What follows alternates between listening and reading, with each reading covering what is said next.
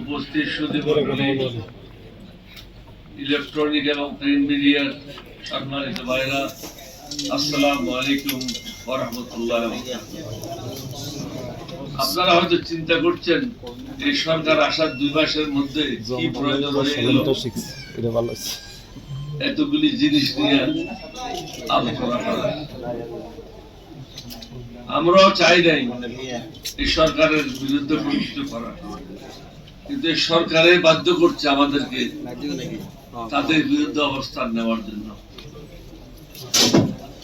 সংস্কারটা আপনারা যদি এখানে শুনেছেন, জামাতের সেক্রেটারি জেনারেল খুব বিস্তারিতভাবে ব্যাখ্যা করেছে। এটা কিন্তু কোন দলকে সুবিধা দেওয়ার জন্য না, কোন ব্যক্তিকে সুবিধা দেওয়ার জন্য না, এটা হলো জনগণকে সুবিধা দেওয়ার জন্য। যখন যে সরকার আসে সে যেন অন্যের উপর অন্যায় করতে না পারে, এটাই হলো তার মূল লক্ষ্য। কারণ যারা ক্ষমতায় আসে তারা মনে করো তাদের বাপের দিনের সম্পত্তি বা চাচার দিনের সম্পত্তি, আমি যা ইচ্ছা তা করবো। হাসিনা যেরকম বলতো এটা আমার দেশ, আমার বাবার দেশ, এটা আপনারা শুনেছেন। এটা হলো বাংলাদেশ, এটা কারো দেশ না, আমাদের সকলের দেশ।